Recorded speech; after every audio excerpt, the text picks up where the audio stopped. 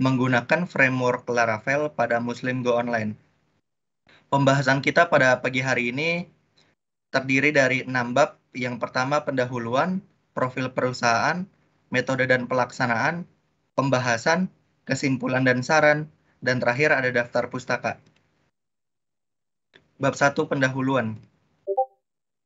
Pertama, di bab 1 ini kita akan membahas mengenai latar belakang dari PKL itu sendiri. Kegiatan praktik kerja lapangan merupakan kegiatan intrakurikuler yang bersifat wajib di program studi Pendidikan Teknik Informatika dan Komputer Universitas Negeri Jakarta. Tujuan dari PKL adalah untuk memberikan pengalaman yang berguna bagi mahasiswa saat terjun ke dunia industri. Dalam hal ini, dari pihak Muslim Go Online mengamanahkan saya untuk melakukan bimbingan kepada rekan magang dari SMK Nurul Islam. Capaian utama Muslim Go Online adalah mengharapkan rekan magang SMK bisa bangga dengan produknya dan menggunakan website yang telah dibuat untuk digunakan sebagaimana mestinya. Dengan kata lain, praktik kerja lapangan ini memberikan penulis ilmu yang telah didapat di perguruan tinggi.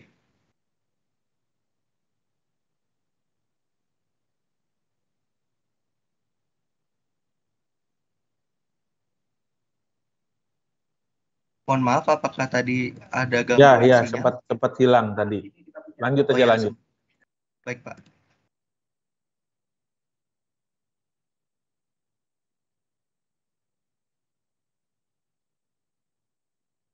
Selanjutnya adalah tujuan PKL. Dibagi menjadi dua, yaitu ada tujuan umum dan tujuan khusus. Tujuan umum yang pertama, memberi bekal kepada mahasiswa agar memiliki pengalaman kerja. Kedua, mengidentifikasi kebutuhan dunia kerja sebagai acuan untuk mengembangkan potensi keilmuannya. Ketiga, memenuhi mata kuliah praktik kerja lapangan sebagai salah satu syarat kelulusan. Adapun untuk tujuan khususnya, yang pertama, memperoleh pengalaman kerja sebagai calon pekerja yang profesional.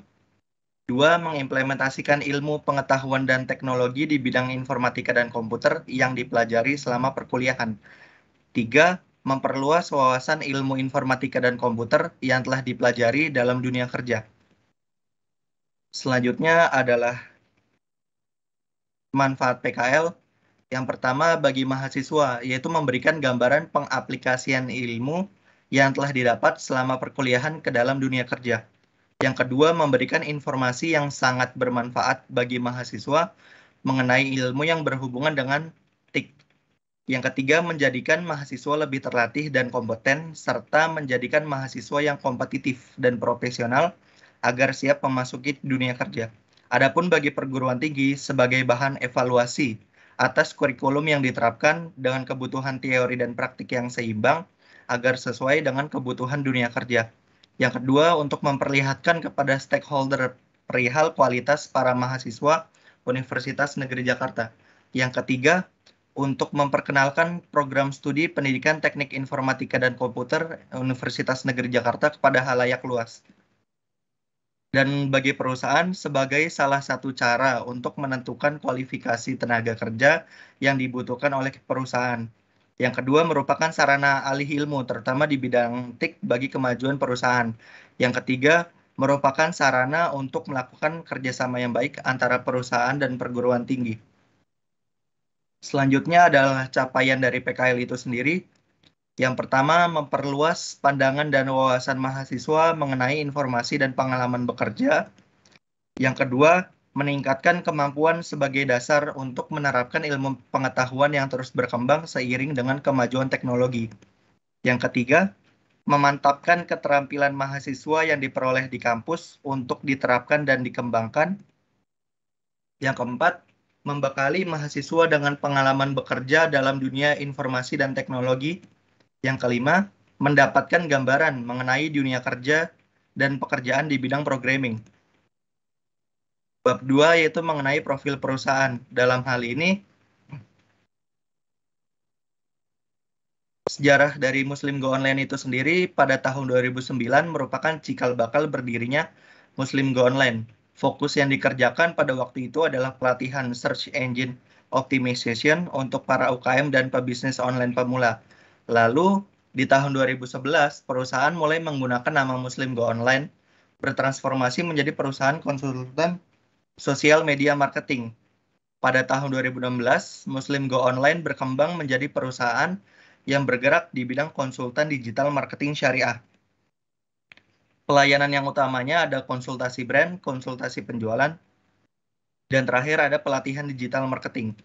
Dan hingga tahun ini, selaku konsultan digital marketing syariah, Muslim Go Online membantu perusahaan untuk meningkatkan profit sesuai dengan hukum syari. Selanjutnya adalah struktur perusahaan. Terdiri dari founder dan managing director Bapak Muhammad Sifik Jati Prastowo, direktur keuangannya Ibu Eni Dwi Handayani, general manajernya Bapak Denis Tiaji, dan manajer teknisnya Mas Yusuf Islam Salim, serta teman-teman developer yang lain. Lanjut ke bidang usaha perusahaan. Muslim Go Online adalah lembaga yang bergerak di bidang digital marketing. 3 dimensi marketing syariah, yaitu ada Qimah Madiyah, Barokah, dan Dakwah, menjadi landasan perusahaan untuk membantu para pengusaha dalam merumuskan strategi digital marketing. Dalam hal ini, Muslim Go Online selaku lembaga konsultan syariah menekankan kepada mitranya bahwa digital marketing bukan hanya perihal kampanye penjualan saja, namun juga tentang edukasi dan dakwah kepada target market dari usaha. Untuk melaksanakan perannya, Muslim Go Online memberikan pelayanan seputar konsultasi brand dan penjualan, serta pelatihan digital marketing. Jasa konsultasi brand dan penjualan yang diberikan oleh Muslim Go Online biasanya melalui branding website dan pemasaran melalui Google, Marketplace, maupun media sosial. Adapun perihal digital marketing, Muslim Go Online biasanya membuka pelatihan atau seminar bagi para pengusaha yang ingin memasarkan produknya secara online. Selanjutnya adalah metode dan pelaksanaan PKL.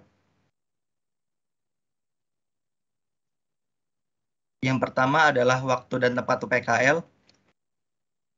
Nama perusahaannya, tempat saya PKL adalah Muslim Go Online. Alamatnya di Jalan Raya Terusan I Gusti Ngurah Rai, Ruko nomor 13, RT 1 RW 11, Pondok Kopi, Kecamatan Durensawit, Kota Jakarta Timur, daerah khusus Ibu Kota Jakarta. Nomor telepon tertera plus 628 11 1924 001. Emailnya info@muslimgoonline.com. Lama praktik PKL-nya 3 bulan, terhitung dari tanggal 3 Januari 2022 hingga 1 April 2022. Selanjutnya adalah rencana pelaksanaan PKL. Nah, untuk rencana pelaksanaan PKL ini sendiri sebenarnya tidak mendetail seperti ini. Dari Muslim Go Online hanya mencanangkan bahwa di bulan Januari saya belajar tutorial dari video yang diberikan. Lalu di bulan Februari istilahnya mulai ngoding latihan project, dan di bulan Maretnya ada presentasi. Namun kalau didetailkan, pada tanggal 1 Januari ada pengenalan lingkungan kerja dan materi untuk bulan Januari. Ini saya langsung ke tempat Bapak Muhammad Sifik, langsung ke rumahnya. Pada tanggal 10 Januari ada diskusi perihal materi untuk peserta magang SMK. Dan di tanggal 26 Januari ini ada penyerahan manual book untuk web komunitas yang masih setengah jadi, belum full. Lalu pada tanggal 28 Februari ada tes dan perbaikan website komunitas oleh pihak Muslim Go Online. Dan tanggal 3 Maretnya ada diskusi perihal peserta magang SMK untuk persiapan penutupan nanti di sekitar bulan Maret akhir. Lalu di tanggal 9 Maret ada perbaikan website komunitas dan revisi manual book yang sebelumnya.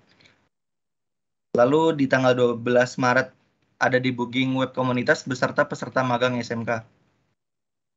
Selanjutnya adalah data diri mahasiswa PKL. Saya atas nama Prayogoto Winengko dengan NIM 1512619021, Program Studi Pendidikan Teknik Informatika dan Komputer, Fakultas Teknik, Universitas Negeri Jakarta. Lokasi PKL-nya di Muslim Go Online, pelaksanaannya dari 3 Januari hingga 1 April 2022. Unit yang dikerjakan, rekayasa perangkat lunak web development.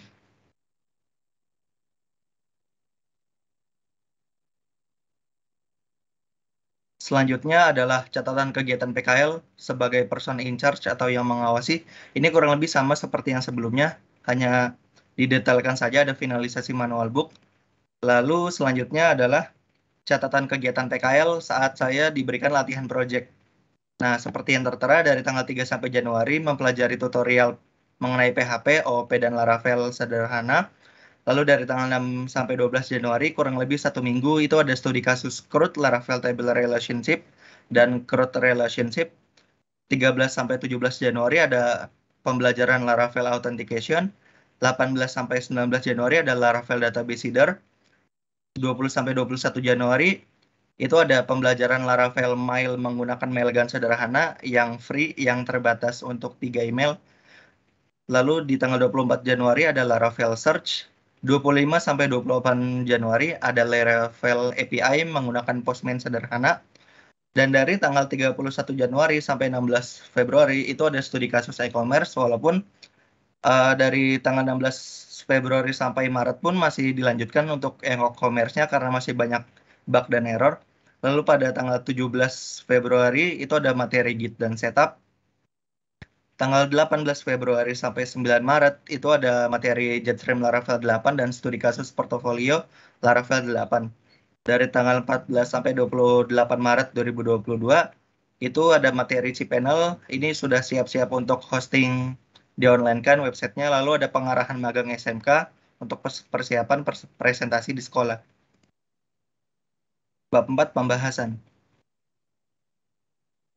Analisa pekerjaan yang pertama, dalam pelaksanaan kegiatan praktik kerja lapangan di Muslim Go Online, ada beberapa penugasan yang saya lakukan, yaitu ada Laravel CRUD, Laravel Authentication Register dan Login, Laravel Mail menggunakan Mailgun, Laravel Search, Laravel Jetstream Portfolio, dan studi kasus e-commerce sederhana.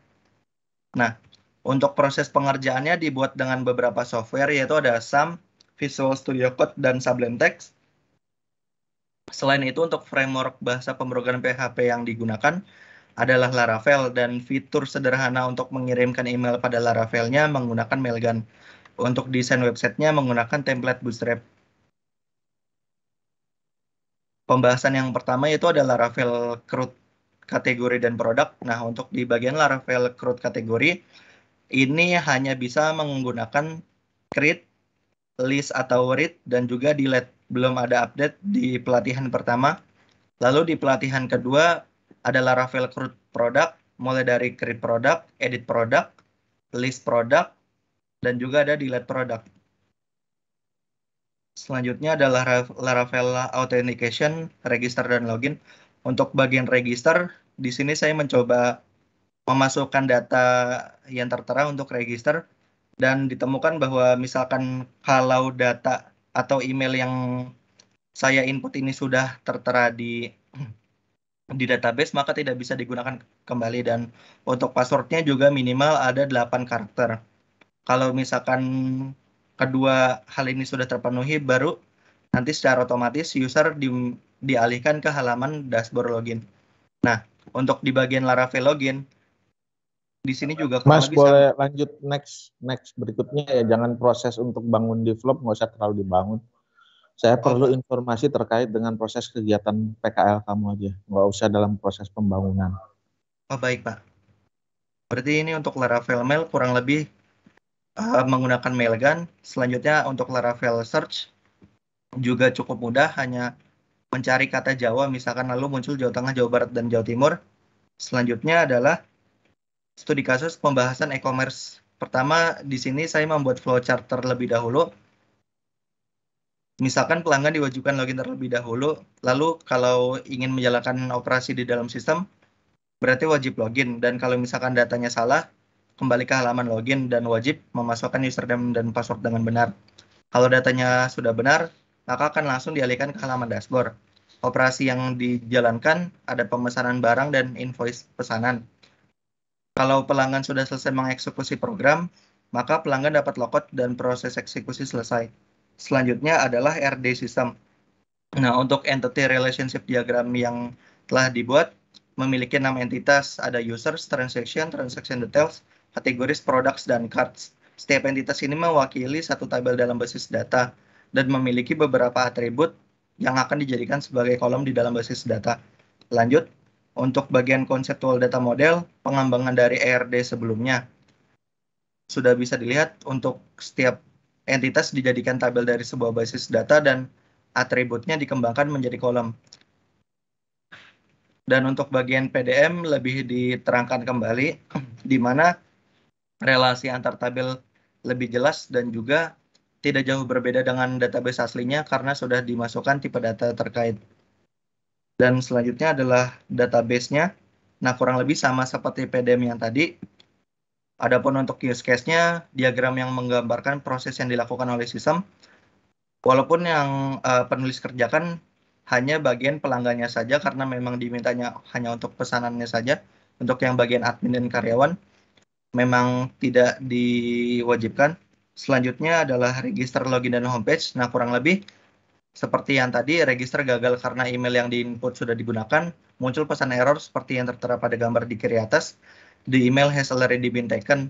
Lalu login gagal jika halaman yang diinput tidak valid, halaman login merefresh secara otomatis seperti yang ada di gambar kanan atas. Register dan login berhasil, otomatis ke halaman dashboard seperti yang tertera di gambar kiri bawah. Dan pada saat scroll ke bawah pada halaman homepage, maka pelanggan menemukan contoh produk yang ada di toko, seperti yang tertera di gambar kanan bawah. Selanjutnya adalah studi kasus e-commerce shop dan cart-nya. Dari homepage kita klik view more product atau menu our product pada navbar di atas, maka akan dialihkan ke halaman shop. Nah, kalau misalkan kita klik berdasarkan kategori, contohnya kemeja seperti yang tertera di gambar kanan atas, maka akan tampil produk kemeja. Lalu pada saat kita search, contohnya di sini men-search produk atas nama Hawaii. Mas, Nah, Mas. Lanjut, baik, lanjut. Pak. Kurang lebih ini juga fiturnya sama, Pak. Add to cart, remove product, dan change quantity.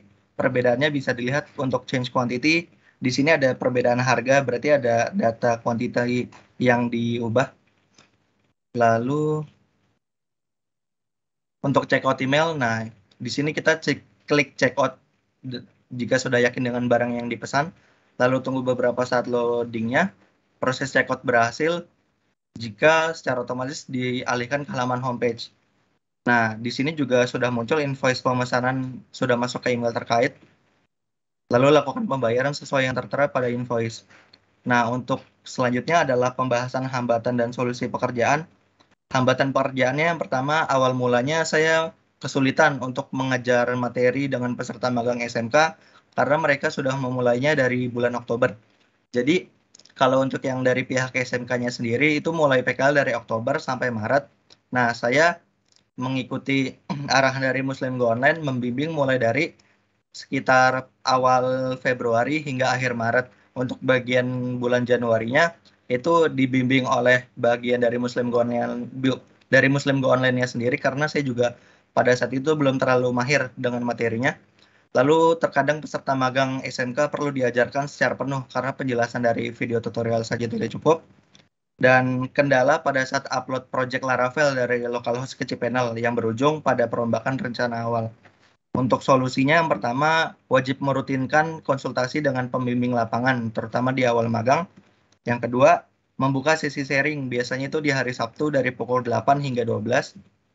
Dan yang terakhir, dari penyedia layanan hosting diberitahukan bahwa Laravel bawaan dari Sofaculous cPanel agak berbeda settingannya dengan Laravel dari localhost. Jadi ya mau tidak mau, peserta magang memindahkan codingan yang dibutuhkan dari localhost ke cPanel, bukan sepenuhnya asal copy dan paste karena hal itu justru malah menjadi error. Lanjut untuk bagian penutupnya, kesimpulan. Berdasarkan bab sebelumnya, maka kesimpulannya adalah praktik kerja lapangan di Muslim Go Online selama 3 bulan, terhitung mulai dari 3 Januari sampai dengan 1 April. Lingkup kerja yang diberikan ialah membantu tim developer di Muslim Go Online. Tugas yang diberikan dalam rangka membantu tim developer adalah mengembangkan website e-commerce sebagai materi magang untuk peserta magang SMK Nurul Islam. Dan pembuatan website ini memerlukan beberapa aplikasi pendukung baik untuk pembuatan front-end, back-end maupun database antara lain Visual Studio Code, Sublime Text, XMPP, dan MySQL, serta Laravel. Pembuatan website ini memakan waktu sekitar 1-2 bulan termasuk di dalamnya pencarian ide tampilan dan desain bootstrap. Adapun untuk saran bagi mahasiswa, diharapkan dapat memperluas jaringan kerjasama dalam hal penerimaan mahasiswa praktik kerja lapangan dengan beberapa instansi baik pemerintah maupun swasta terkait bidang studi kita yaitu teknik informatika dan komputer. Lalu yang kedua, dalam melaksanakan praktik kerja lapangan, seyogianya mahasiswa sudah memiliki bekal atau sudah mempersiapkan materi yang sudah dipelajari mungkin dari 2 bulan sebelum pelaksanaan PKL. Dan yang terakhir, berperan aktif dalam setiap kegiatan yang dilakukan dan jangan malu bertanya kepada staf yang ada apabila mengalami kesulitan. Adapun bagi lingkup kerjanya, ini selalu memperbarui sistem yang ada untuk mengikuti perkembangan teknologi, lebih memperhatikan tamu yang berada di sekitar lingkungan kerja, memberikan pelatihan bagi para developer maupun peserta magang di Muslim Go Online. Selanjutnya adalah bagian daftar pustaka.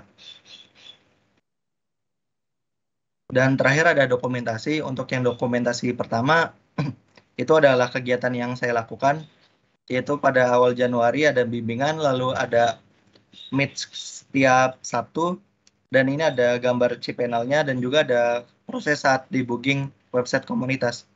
Gambar tengah atas itu pada saat presentasi peserta magang SMK, dan gambar kanan atas itu adalah saat saya melakukan backup terhadap website komunitas, dan bagian kiri bawah itu adalah saat di mana terdapat error dan yang sempat saya screenshot. Untuk yang bagian bawahnya ada penyerahan cindera mata, dan terakhir ada dokumentasi. Sekian presentasi dari saya, kurang lebihnya mohon maaf. Mohon maaf pula apabila ada kata-kata yang kurang berkenan. Akhirul kalam, wassalamualaikum warahmatullahi wabarakatuh. Dikembalikan kepada dosen penguji Pak Diat Nur Hidayat. Baik, terima kasih banyak Mas Prayoga. Pak Wid, mohon izin ya langsung saya diskusi ya Pak Wid. Ya, Pak Wid. Silakan Pak Diat. Baik, terima kasih. Mas Prayoga, ini tadi saya menyimak terkait dengan hasil PKL-nya Mas Prayoga. Cuman tadi ada satu statement sama pernyataan Mas Prayoga itu ada magang dengan peserta SMK. Nah kan kalau saya tidak salah membaca laporan juga presentasi Mas Prayoga itu adalah Mas Prayoga menjadi peserta PKL di Muslim Go Online yang ada di daerah Jalan Terusan Igusti Ngurah Rai, gitu kan ya.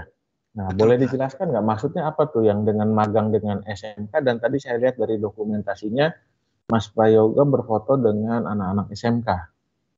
Baik Pak, Silahkan dijelaskan Pak. Itu Mas Prayoga. Baik Pak, jadi seperti ini Pak. Sebenarnya Muslim Go Online ini juga tempat saya dahulu PKL waktu SMK, dan kebetulan dari pihak Muslim Go Online meminta tolong kepada saya juga pada saat magang itu istilahnya sekalian membimbing peserta magang yang dari SMK gitu Pak. Jadi awalnya memang saya diberikan materi, lalu setelah pengerjaan studi kasus saya selesai, yang proyek yang tadi pelatihannya selesai, nah itu saya membantu peserta SMK juga Pak kalau misalkan ada error segala macam, walaupun dalam pelaksanaannya juga dibantu oleh dari pihak Muslim Go Online-nya juga Pak, seperti itu Pak. Oke, jadi Anda diminta untuk menjadi salah satu narasumber gitu ya kepada kegiatan PKL-nya anak-anak SMK gitu ya. Iya betul Pak. Dan Anda datang ke sekolahnya? Datang Pak, untuk yang di bulan Januarinya saja. Setelah itu online dari Februari sampai akhir Maret. Oke, baik. Mas Prayoga, itu ya kita confirm ya, artinya bukan, saya tadi agak ambigu di situ di dua. Nah, itu pertanyaan saya yang kedua gitu ya, sudah kalau memang ditugaskan oleh Muslim Go Online sebagai narasumber atau sebagai perwakilan mereka pada saat ini ya sudah tidak apa-apa. Kemudian yang berikutnya, Mas Prayoga, saya boleh tahu nggak? Oke, tadi saya tidak salah, ini tempat Anda waktu PKL juga di SMK gitu kan ya? Artinya betul. Mudah ya untuk berkomunikasi. Sebelum tempat ini, apakah ada Mas Prayoga sempat meng-apply atau mencari informasi tentang tempat-tempat PKL lainnya yang akan Mas Prayoga ikuti? Terus bagaimana caranya Mas Prayoga bisa mencari dan berhasil mendapatkan tempat PKL Mas Prayoga ini, karena barangkali teman-teman yang lain yang hadir ada yang belum dapat tempat PKL atau apa, bisa mendapatkan informasi menarik dari Mas Prayoga. Silahkan. Baik, terima kasih Pak. Pertama, saya di bulan November, ya sekitar di bulan November, itu mencari bersama Abrar Wiryawan dan juga Amelia Arifah yang sama-sama di Bekasi, Pak.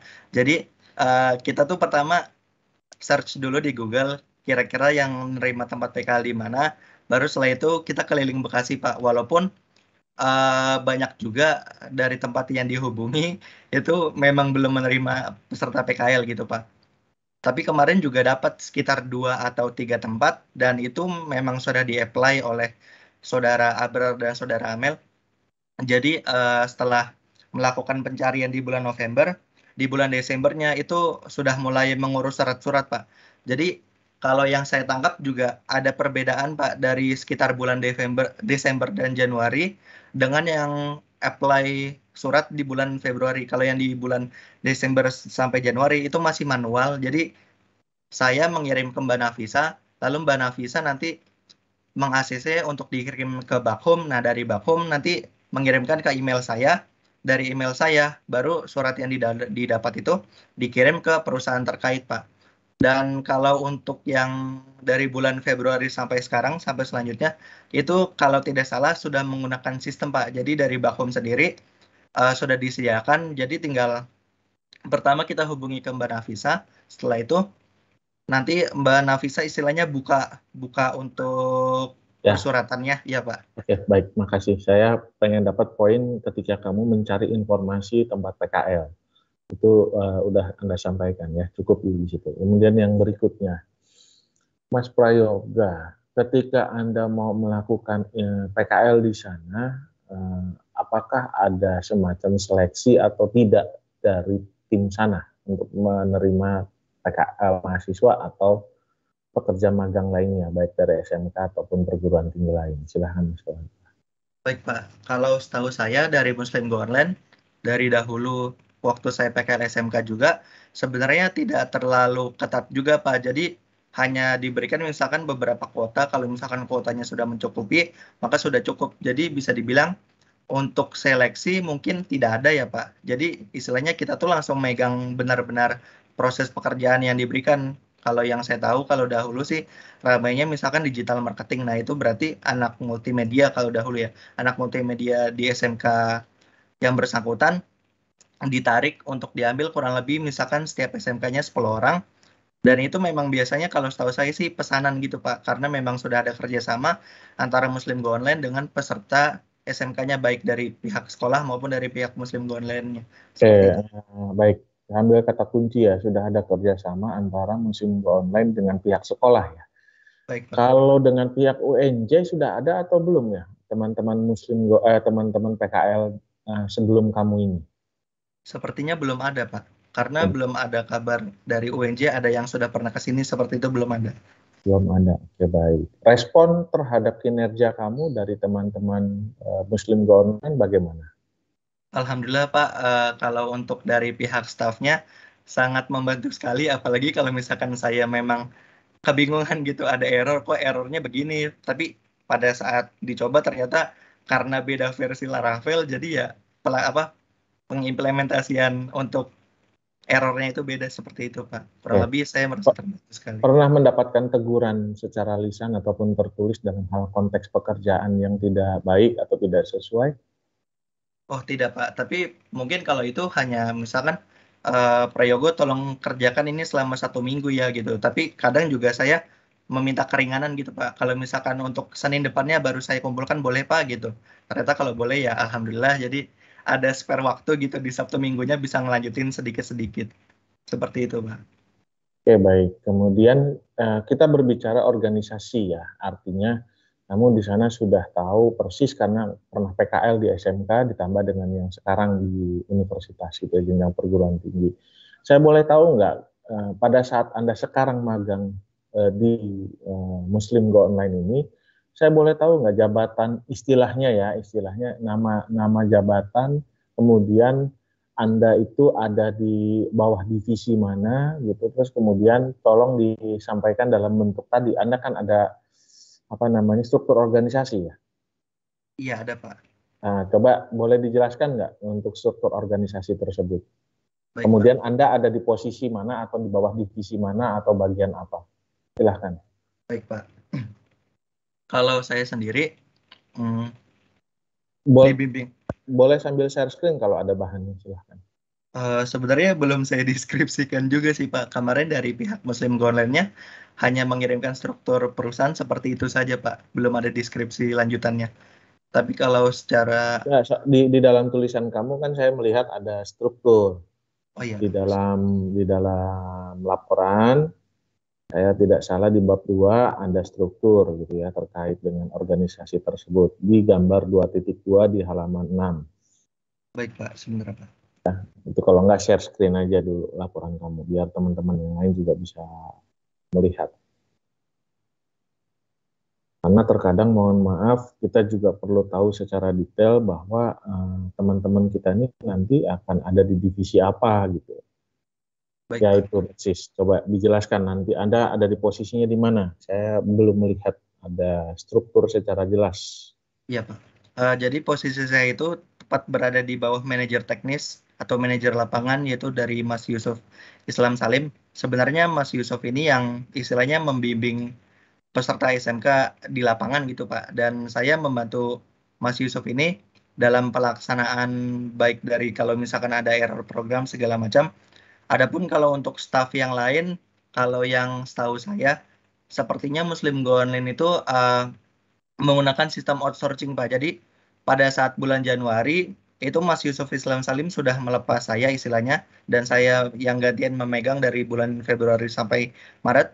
Nah, untuk Mas Yusuf ini jadi dia ke Jogja dikatakan oleh Bapak Muhammad Sifiknya ke Jogja untuk mencari developer lain gitu Pak dan alhamdulillah ketemu sekitar 2 tim, satu timnya itu sekitar 5 orang dan tim itu yang istilahnya yang mengembangkan website komunitas yang tadi sudah saya jelaskan sebelumnya, Pak.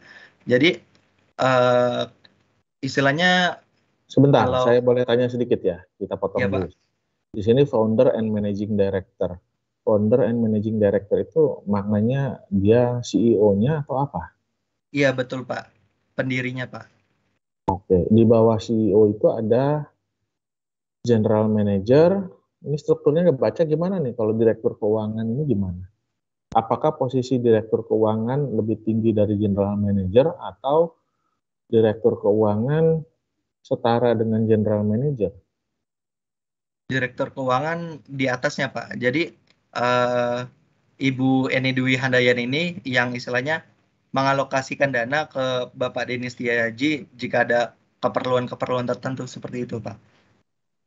Saya boleh tanya, ini dalam konteks pendidikan ya, bukan konteks menguliti organisasi.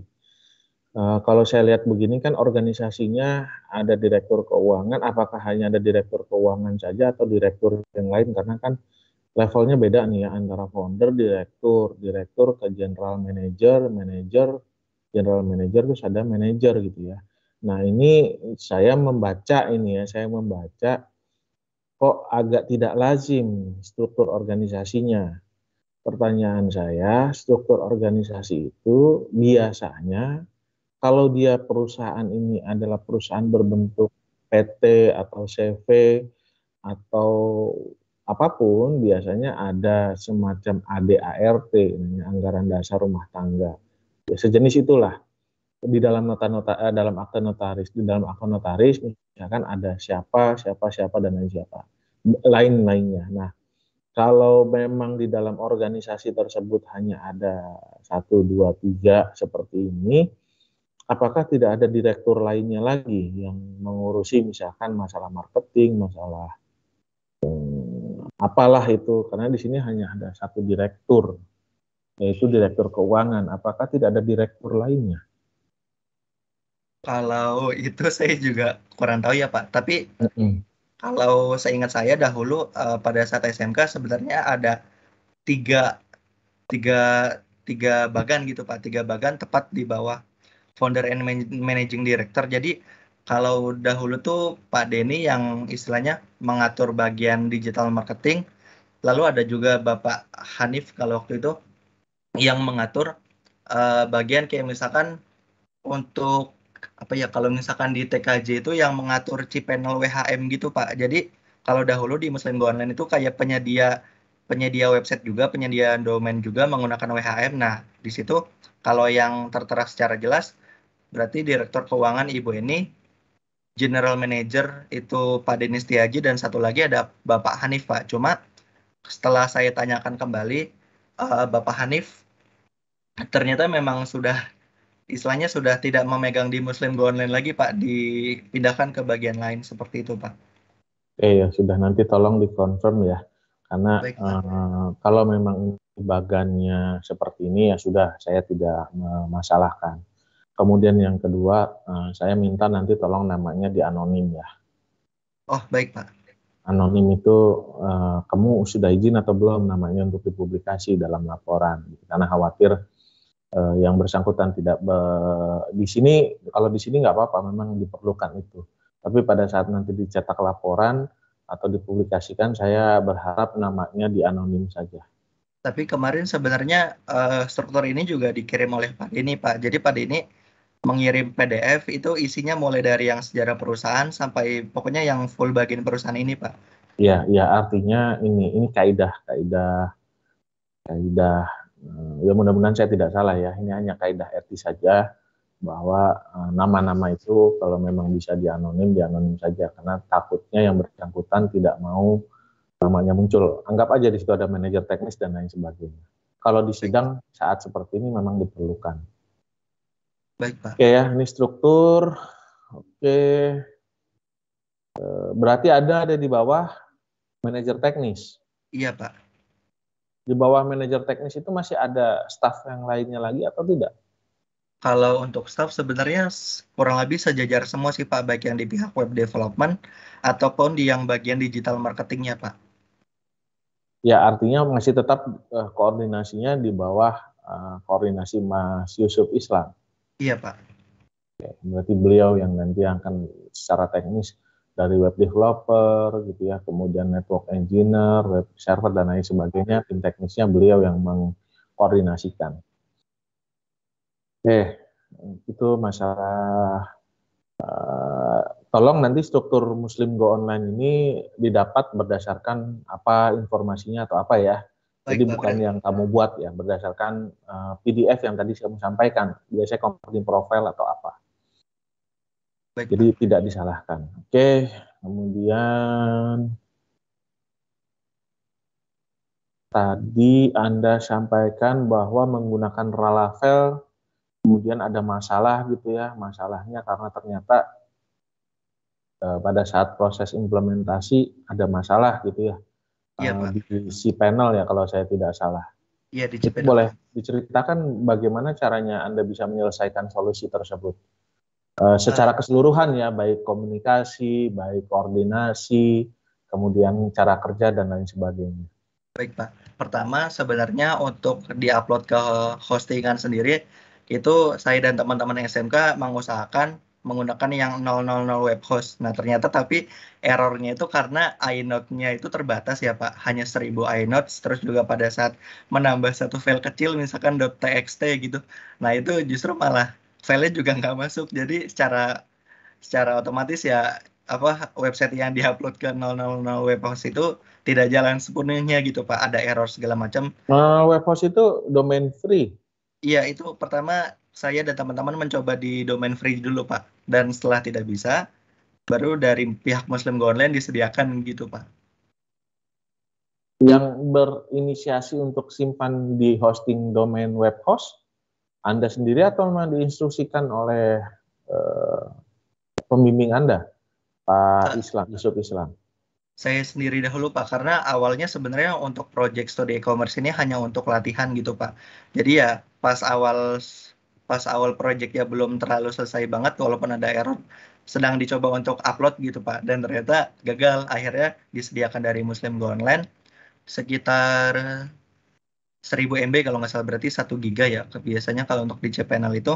Dan pada saat diupload ke cPanel juga ternyata masih ada error Pak. Jadi perbedaan di pertama itu ada perbedaan di Laravel dependency gitu. Jadi kalau yang di cPanel yang diberikan itu sudah yang di Laravel 8 atau sudah mau masuk ke 9 gitu. Dan yang sedang saya kerjakan waktu itu masih di Laravel 8 dan pada saat diupload terus sudah dicoba juga untuk yang select PHP version yang di fitur cPanel-nya dan tetap juga tidak bisa gitu Pak. Mau tidak mau saya langsung bertanya ke Mas Yusuf, dijawab coba tanya ke Pak Denny gitu. Nah, saya tanya kembali ke Pak Denny, dari Pak Denny juga justru bilang coba hubungi ke pihak hostingnya ya. Nah, saya diberikan kontak pihak penyedia hostingnya Pak, dan di situ ya saya berkomunikasi gitu Pak. Saya bertanya, mohon maaf Mbak gitu, mohon maaf mengganggu, ini apa di domain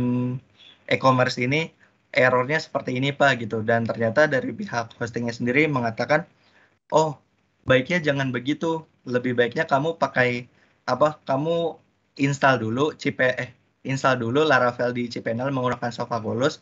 Nah baru nanti dari file Sofacolus itu kamu tarik, kamu kamu kamu zip dan kamu gunakan di localhost XMPP kamu gitu. Dan akhirnya ya saya dan peserta magang yang lain melakukan cara itu, walaupun juga sebenarnya ada beberapa yang berbeda gitu, agak istilahnya eh, penaruhan codingan itu antara yang Laravel lama dengan Laravel baru ada beberapa perubahan. Jadi Ya, ya, baik, baik, baik. Oke, stop. Baik ya, saya tangkap idenya.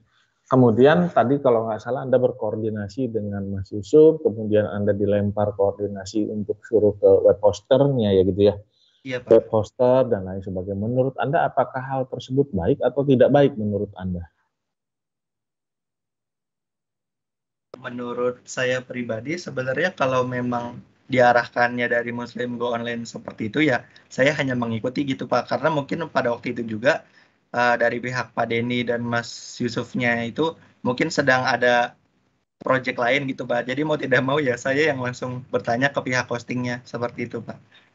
Oke, jadi Anda langsung berinisiatif gitu ya, ambil inisiatif untuk berkomunikasi dengan pihak web hosternya. Iya Pak. Oke. Jadi Anda sampaikan hal tersebut tidak dianggap biasa saja ya, artinya tidak jelek juga gitu ya. Tapi Anda punya inisiatif. Tidak disuruh, artinya kalau sudah jadi masalah kepentok ya sudah diem aja gitu. Enggak ya, menunggu instruksi. Tidak Pak, langsung bertanya. Oke. Ya, karena memang harus punya inisiatif juga, karena terkadang kalau memang ada hal yang sulit, ternyata sibuk, ya syukur kalau Anda bisa berpikir inisiatif untuk mencari solusi. Dan itu memang dibutuhkan juga gitu ya di dalam dunia pekerjaan. Oke, kemudian di dalam laporan Anda semua hampir rata-rata tertulis secara baik dan terdokumentasi secara baik dalam konteks dokumentasi foto gitu ya. Baik Pak.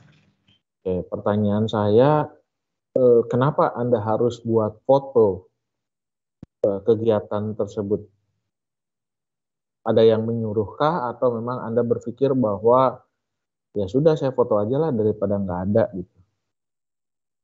Sebenarnya kalau saya berkaca dari yang selalu kakak tingkat bilang itu Pak, sebisa mungkin semua yang kamu lakukan di PKL itu didokumentasikan gitu Pak. Jadi ya saya biasanya sih setiap minggu gitu Pak, menyisihkan waktu untuk setiap project, misalkan dari Senin saya sampai mana saya foto, ntar Selasanya sampai mana saya foto, seperti itu Pak.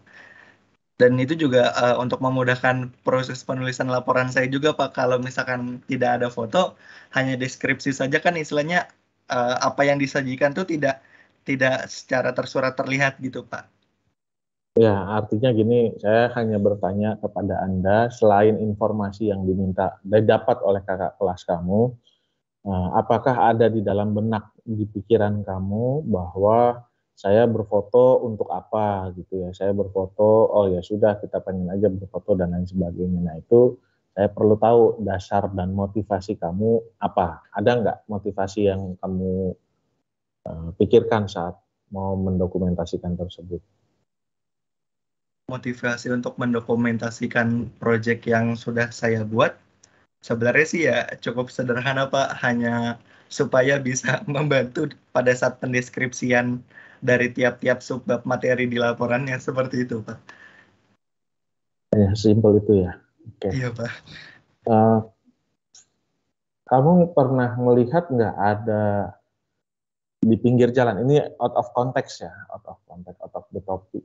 Tapi ini menarik menurut saya. Saya selalu kalau naik kendaraan sepeda motor melihat ada tukang sapu jalanan, ada penyapu pembersih jalanan, itu sampai dia berfoto gitu ya. Foto jalanannya, foto keadaan dia pada saat menyapu, keadaan before and after gitulah kayak gitu ya. Nah, di dalam benak saya buat apa gitu loh mereka berfoto gitu ya. Padahal kan toh tusinya dia itu adalah membersihkan jalanan gitu. Nah, maksud saya terbayang nggak oleh mereka kenapa sih mereka itu berfoto gitu. Dan foto itu dikemanakan oleh mereka gitu karena toh fotonya mereka kan nggak mungkin juga ya maaf ya nggak diviralkan atau nggak dimacam-macamin gitu ya. Menurut Anda gimana pendapatnya? Kalau menurut pendapat saya itu berarti untuk dokumentasi laporan pekerjaan, Pak. Jadi misalkan di setiap sore gitu, kalau misalkan eh, istilahnya pekerja yang ada di jalanan itu memfoto dia dan teman-temannya berarti untuk mendokumentasikan pekerjaan yang sudah dia lakukan pada hari itu juga, Pak. Istilahnya untuk laporan ke pihak atasannya seperti itu, Pak. Oke, nah, laporan ke pihak atasan untuk mendokumentasikan tahapan kegiatan gitu ya. Iya, Pak. Oke, yang saya lihat di dalam tulisan laporan kamu itu detail terkait dengan logbook kegiatan yang Anda lakukan setiap harinya dalam bentuk tabel gitu ya. Iya, Dan Pak. akan lebih kuat lagi gitu ya, akan lebih kuat lagi jika dilengkapi dengan foto dokumentasi sehingga saya Pak Wid selaku pembimbing dan juga teman-teman lain yang hadir dalam sini kan juga tidak selalu menemani Anda di setiap hari kegiatan PKL kamu gitu kan ya. Iya, Pak. Ya untuk meyakinkan kami dalam hal ini saya sebagai penguji dan Pak Widodo sebagai pembimbing itu kan perlu semacam dokumentasi yang membuat kami yakin bahwa memang kamu melakukan hal tersebut. Dan alhamdulillahnya Anda melakukan hal itu di dalam bentuk laporan dokumentasi. Nah, esensinya dokumentasi dan foto itu adalah sebagai salah satu bentuk verifikasi kami dan juga keyakinan Anda bahwa memang ini kami lakukan dan ada buktinya secara faktual walaupun dalam bentuk foto gitu kan ya. Betul, Nah, Pak. itu akan sangat baik juga mungkin buat teman-teman lain yang ada di sini yang mungkin belum sempat PKL itu dilakukan sebagai bentuk dokumentasi di dalam laporan karena niscaya kita akan percaya kalau memang Anda melakukan dokumentasi tersebut. Toh sekarang dokumentasi tidak sesulit dulu gitu ya, harus punya fotografer khusus atau apa, sekarang kan bisa melalui handphone dan lain sebagainya. Cuman memang harus ada etikanya. Etikanya adalah yang pertama harus izin dulu terhadap objek yang akan Anda capture dan jelaskan bahwa foto ini digunakan dalam konteks apa gitu ya di dalam seminar PKL ini atau dalam laporan PKL ini. Begitu ya. Oke. Nah, pertanyaan saya yang terakhir yang ini mungkin agak sedikit esensi adalah apakah sudah di dalam laporan kamu menggambarkan kegiatan yang kamu lakukan selama PKL tersebut di dalam laporan? Kalau dilihat dari yang saya buat untuk tadi kan Bapak sudah bilang tabel sudah, untuk dokumentasi juga kurang lebih sudah, dan itu juga sudah tertera misalkan foto-foto tiap project atau latihan yang saya lakukan. Jadi saya rasa insya Allah sudah, Pak.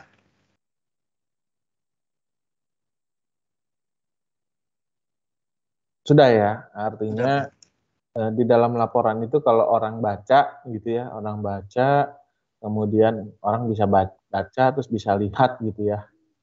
Oke. Nah, pertanyaan satu tambahan setelah pertanyaan terakhir saya tadi.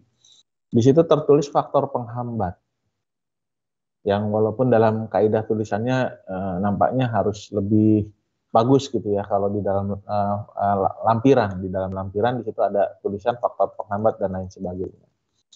Nah, kalau di dalam tulisan emang pentingnya tulisan faktor penghambat dan lain sebagainya itu untuk apa? Kalau Terus ada menurut solusi yang, sorry sebentar, ada solusi yang kamu lakukan. Di sini hambatan pekerjaannya cuma ada 3. Apa yakin hambatannya itu ada 3, gitu ya. Terus tolong di dalam tulisan hambatannya itu adalah bukan hambatan yang sifatnya judgement. Gitu, judgement itu artinya vonis terhadap organisasi, vonis terhadap orang, atau vonis terhadap ini yang bahwa nyata ini nggak bagus, ini nggak itu, nggak ini, dan lain sebagainya. Dan alhamdulillah di dalam tulisanmu mudah-mudahan tidak ada yang sifatnya hambatan untuk memvonis gitu ya. Nah, menurut kamu apakah penting menulis hambatan dan solusi pekerjaan di dalam laporan kamu? Karena di sini hanya ada 1, 2, 3. Kan padahal kalau saya dengar ceritanya banyak tuh bisa ditulis dalam bentuk cerita yang banyak ya. Iya, Kenapa hanya dibuat poin-poin, Mas Prayoga?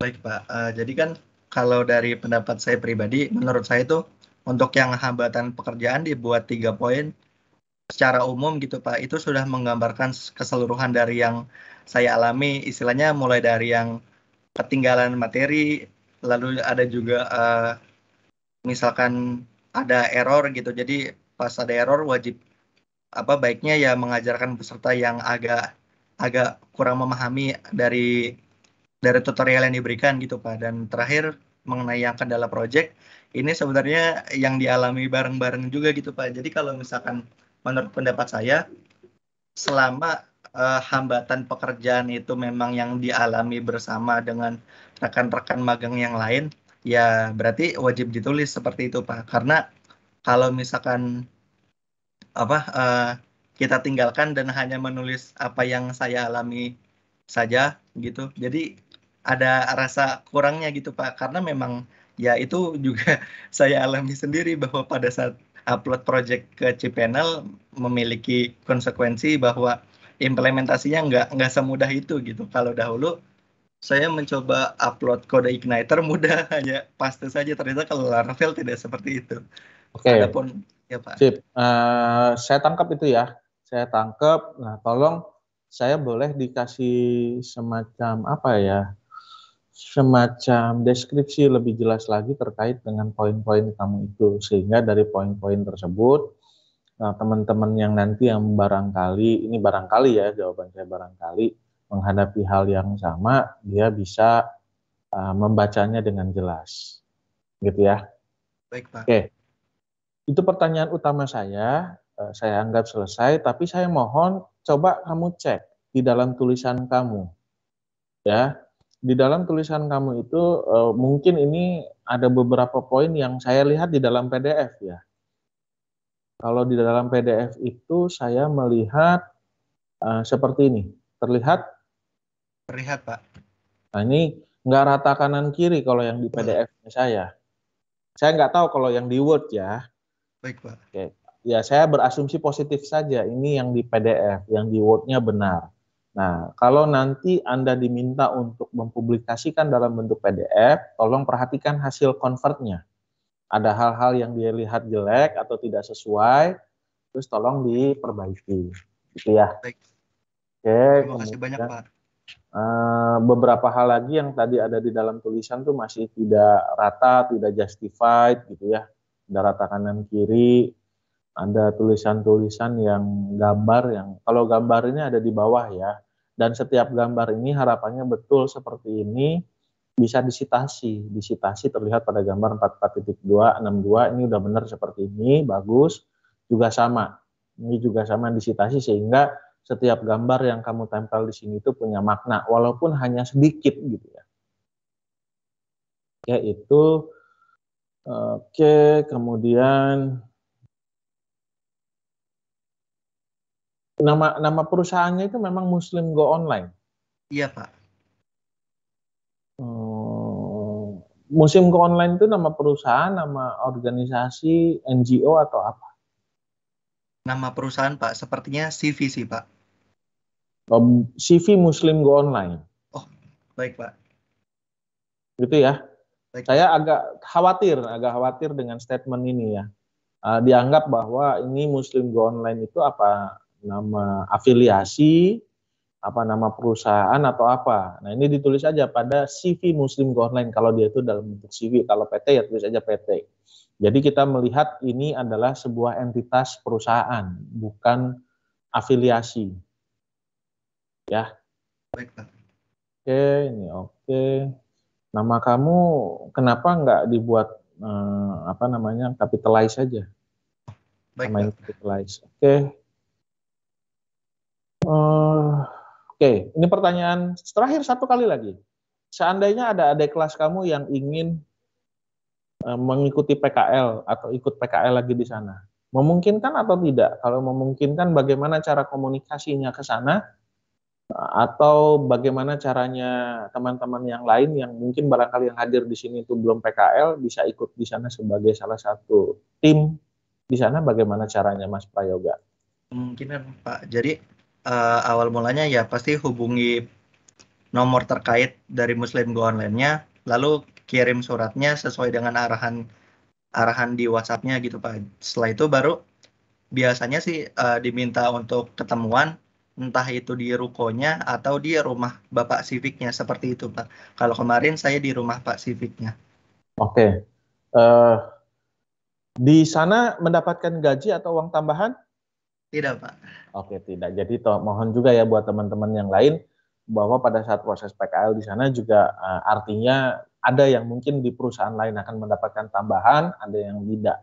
Tapi tidak berarti bahwa ke sini tidak bisa diikuti, ya nggak masalah. Bisa saja Anda dapatkan karena niscaya orang PKL itu bukan saja mencari keuangan, keuntungan dalam bentuk uang, tapi juga dalam bentuk pengalaman. Itu saja ya Mas Prayoga. Ada pertanyaan dari floor barangkali? Oh, atau Pak Wid barangkali masih monitor ada tambahan?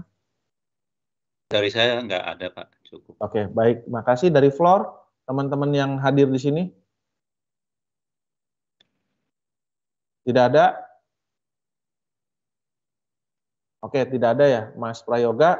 Ada statement, closing statement dari Mas Prayoga sebelum saya tutup? Baik, Pak. Sebelumnya terima kasih kepada Bapak Diat Nur Hidayat yang telah menyempatkan waktunya untuk menguji saya pada pagi hari ini. Dan juga terima kasih kepada Pak Widodo yang sudah membantu saya, membimbing saya selama PKL. Banyak dari arahan-arahan beliau yang membantu saya supaya pada saat pelaksanaan PKL itu lancar, tidak ada hambatan. Dari saya cukup sekian, Pak. Oke, baik. Terima kasih banyak Mas Prayogo atas seminar hasil praktek kerja lapangan Anda di di CV Muslim Go Online. Mudah-mudahan informasi dan pengetahuan yang didapatkan oleh Mas Prayogo bisa kita ambil baiknya kepada teman-teman yang lain, dan informasi tersebut bisa menjadi sebuah ilmu yang nantinya bisa kita terapkan di kemudian hari. Untuk itu terima kasih banyak atas kehadiran Mas Prayogo, Pak Wid, Mbak Nafisa serta teman-teman yang lain yang hadir secara online. Saya tutup secara resmi seminar praktik kerja lapangan atas nama Prayogo dengan mengucap alhamdulillahirabbil alamin. Saya tutup, billahi taufiq wa hidayah. Assalamualaikum warahmatullahi wabarakatuh. Waalaikumsalam warahmatullahi wabarakatuh. Oke. Terima kasih Terima banyak, kasih Pak ya, Diat. saya stop recordingnya. Baik, Pak. Terima kasih juga Pak Widodo. Terima kasih kepada teman-teman yang menyempatkan hadir di pagi hari ini. Oke, baik. Pak Wid, izin ya semua ya.